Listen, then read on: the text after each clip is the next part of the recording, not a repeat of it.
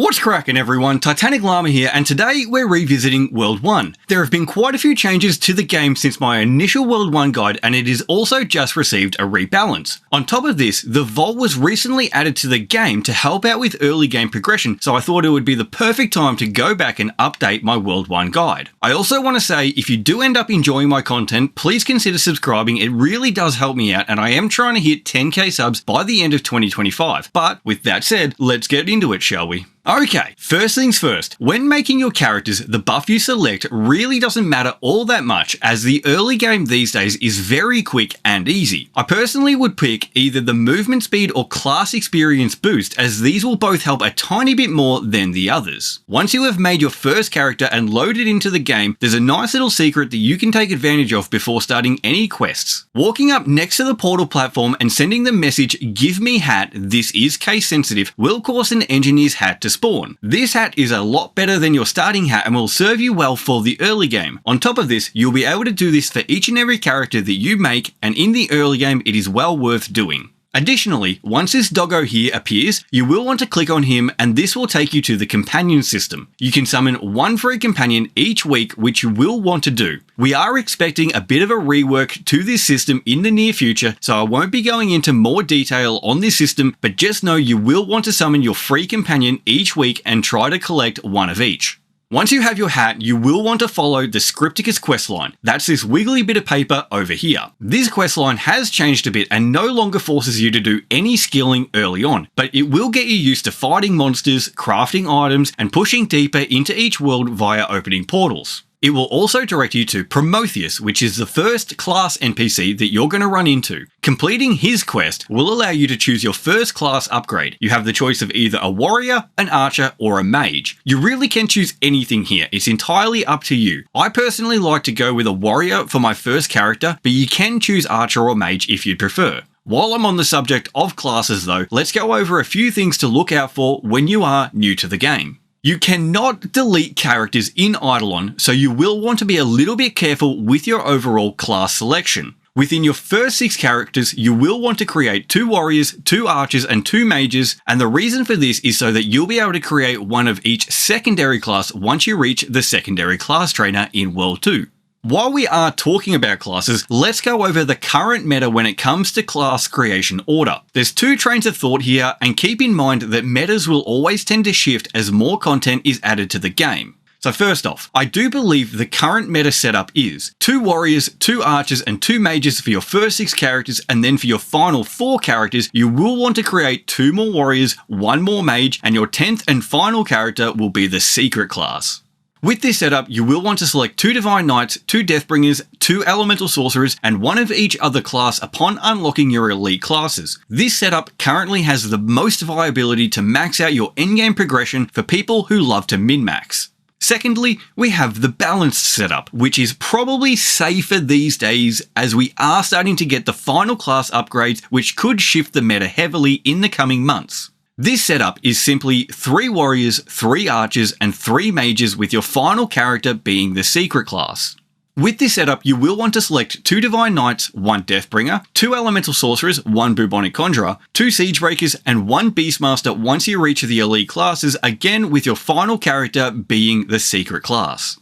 The reason that you're going to want to leave the secret class until last is because it is extraordinarily weak compared to all of the other classes, and this will end up time gating you from unlocking the World 5 boss armor and weapons, and therefore later armor and weapons, due to how you unlock boss armor and weapons via the merit system. Also, if you do want more information on the secret class, I have videos specifically for this, and I'll leave links to those videos in the description down below. With classes out of the way, let's continue with the Scripticus questline and make our way through World 1. Upon entering the Slimes map these days, you will notice that there is a new boss that appears on this map. This guy does hit decently hard early on, but I guarantee you will be able to kill him as soon as you reach this map with some careful positioning, and I highly recommend doing so as he has 2 very good drops for the beginning of the game. These are the Slimy Necklace and the Goo Galoshes.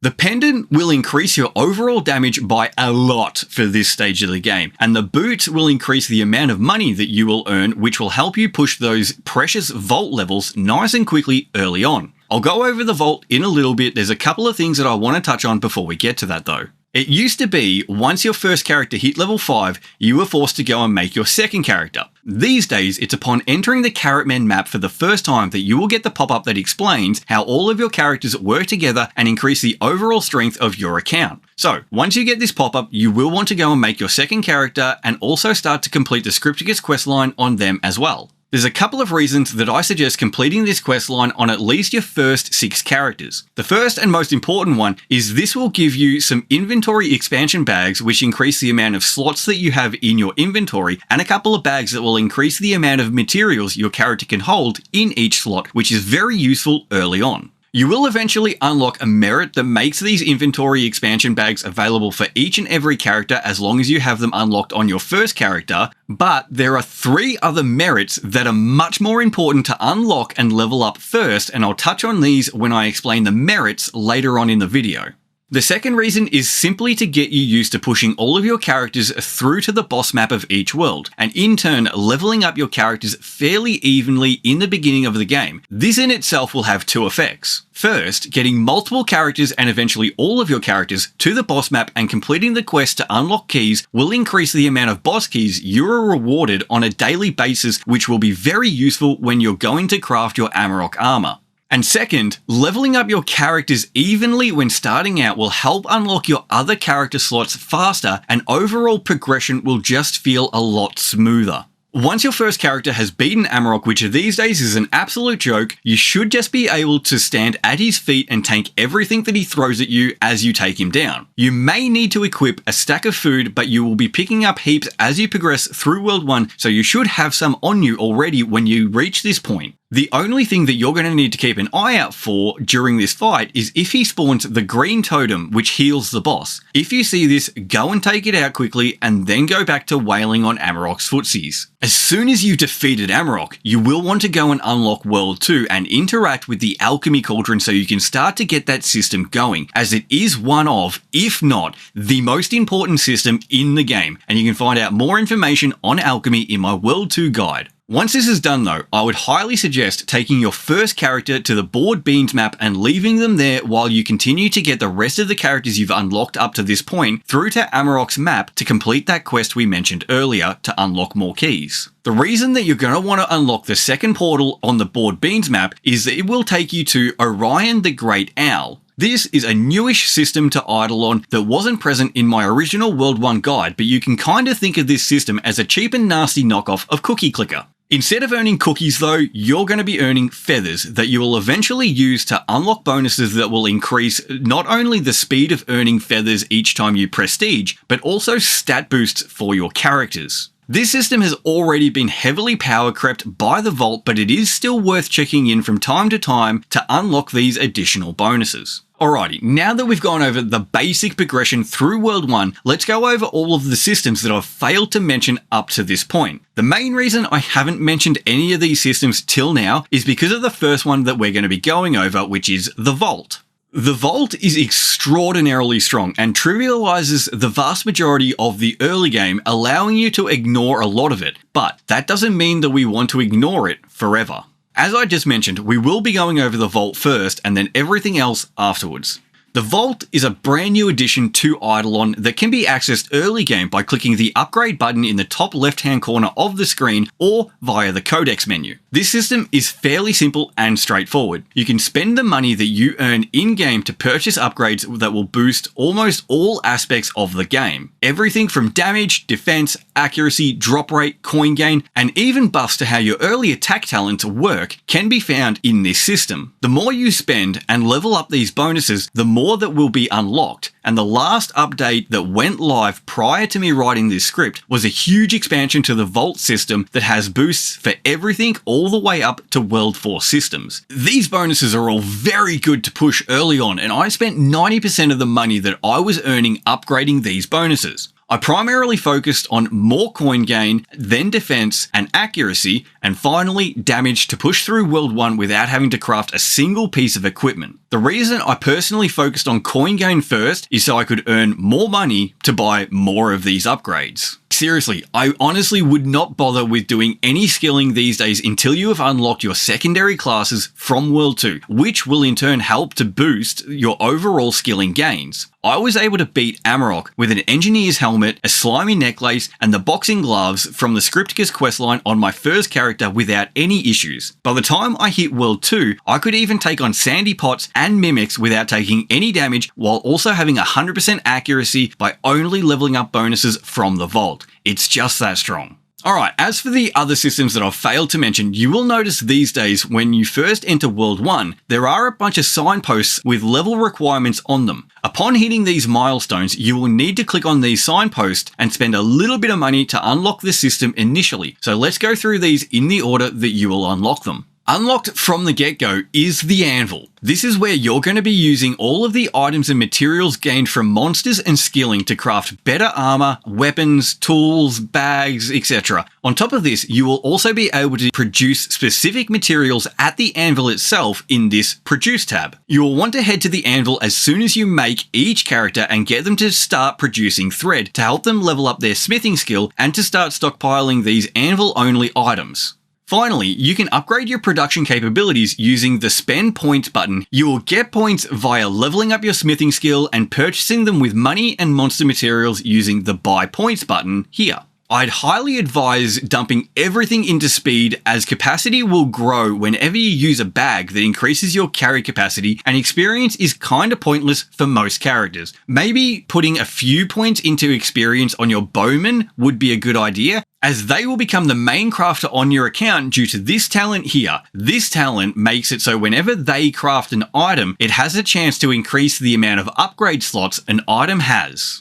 At level 7, you can purchase your storage chest. This needs no real explanation. It's just an additional storage system for everything that you farm up in the game. You can expand the storage capabilities of your storage chest by purchasing and using these chests here from each world shop. You can also get some of these chests from quests, events, the gem shop, and a few from defeating specific monsters. At level 14, you can unlock the Stamp Piggy. This is where you will bring any stamps that you purchase or find from mobs in-game, and is another very important long-term system in Idleon. You can upgrade your stamps to certain thresholds using money, and then you will need to use a specific material to upgrade it again, and then you'll be able to use money to level it up further. Rinse and repeat. This upgrade system is to keep your stamp levels somewhat even with your progression in the game, as you will eventually be limited by your carry capacity and won't be able to pay for the material cost to upgrade your stamp until you can carry more materials. At level 18, you can purchase the Forge. This is where you're going to be bringing any ores that you mine to turn them into smelted bars.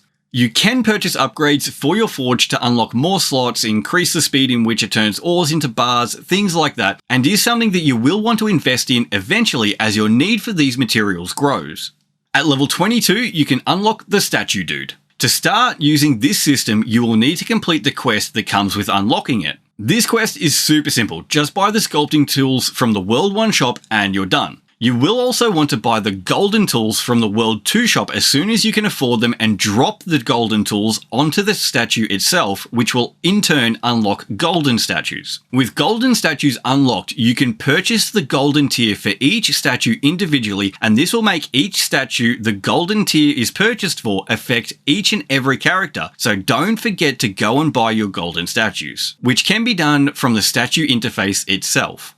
Anyway, as you progress through Idleon, you will find statues from mobs and skilling primarily. There are some quests that reward you with statues, but you will mainly have to farm these. This NPC allows you to deposit these statues, which will reward you with boosts to a ton of stats and bonuses within the game. And finally, at level 28, you can unlock Grasslands Gary. For reasons that I'm still not willing to go into, I hate this guy. But just because I don't like him, it doesn't mean that you shouldn't talk to him, as he will unlock the task board and the merit system.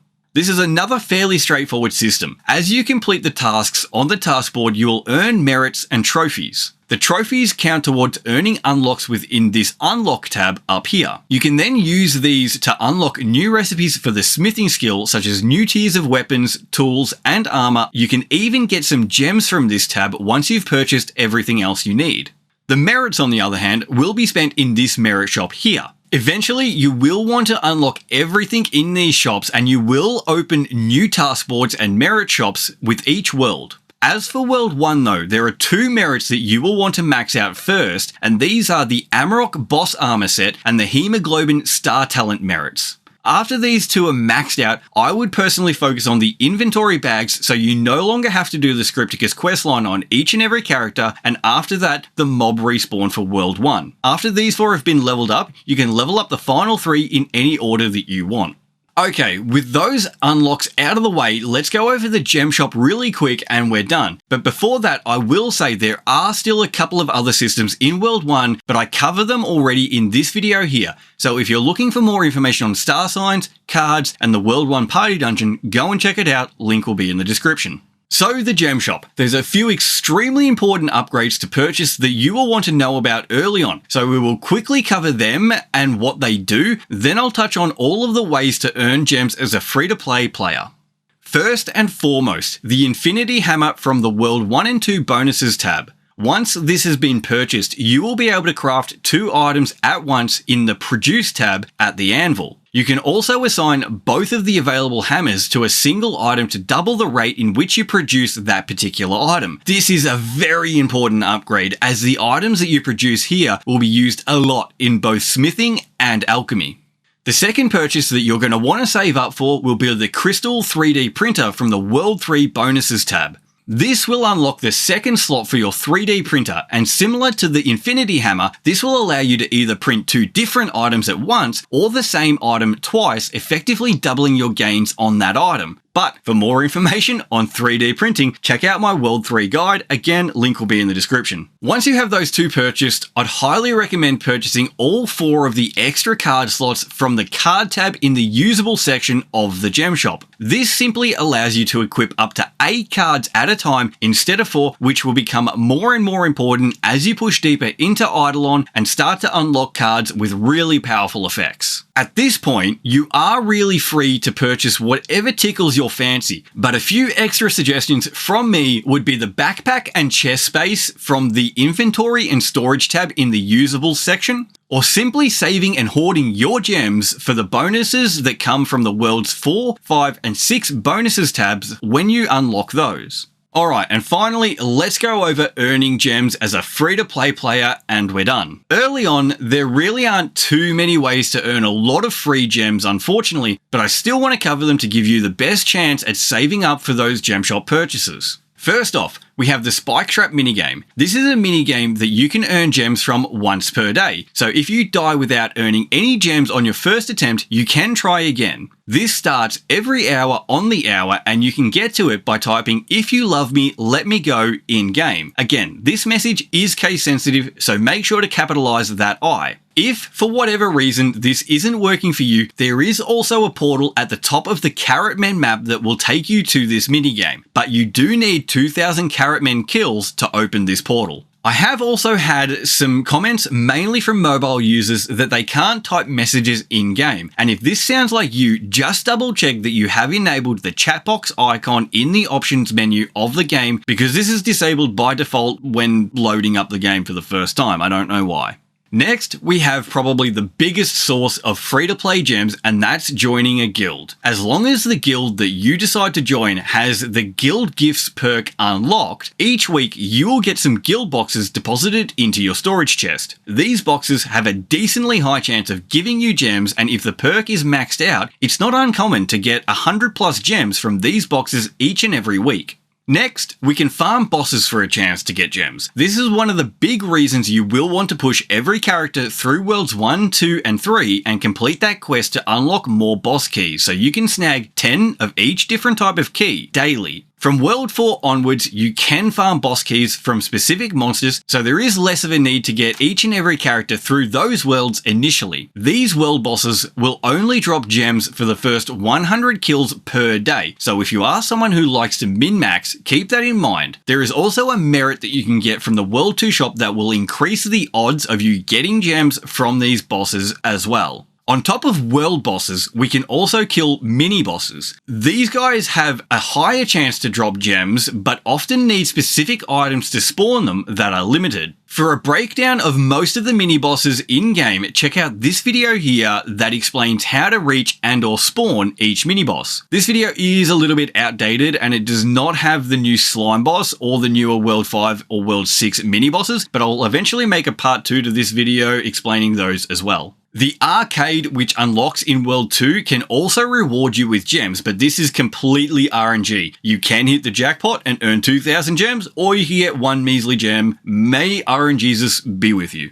Speaking of one measly gem, Alchemy has 2 gem purchases that you can make each day. These are the one measly gem and a pair of gem purchases from the liquid tabs in Alchemy. The cost of these scale very quickly with each purchase, but the cost does reset daily. Early on, aim to buy these twice a day and then maybe more later on once you have the ability to farm out liquids faster. Also, while we're on the topic of alchemy, the level up gift Big Yellow Bubble is, in my opinion, a bit of a sleeper bubble. This bubble has ended up giving me so many gems that I've lost count over the course of my account. And in my opinion, it is well worth considering equipping this big bubble if you don't own the Sheepy Companion. The Picnic Stowaway daily quest, Don't Desert the Desert, rewards 1 gem and you can do this on each character, though it will take you a little while to get to the point that you can reliably farm the required items to complete this on a daily basis. But you can do this on each and every character, rewarding you with 10 gems daily.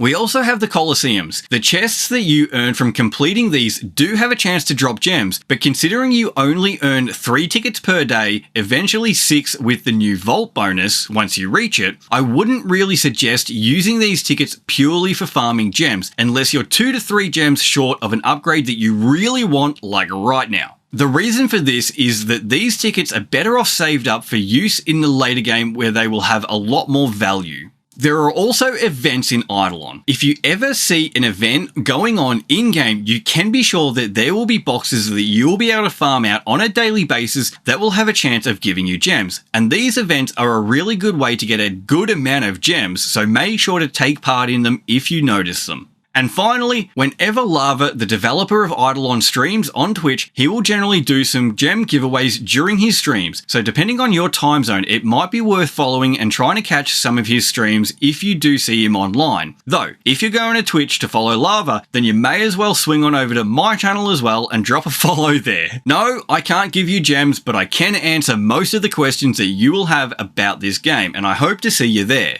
But with that said, I think we've gone over everything a new Idleon player needs to know when starting out. I will say it again, if you did enjoy this guide or found it helpful, please consider giving the video a like and hitting that subscribe button. It would really be appreciated and it truly does help me out. But with that being said, I've been Titanic Llama, you've been watching a video, and I'm out. Peace.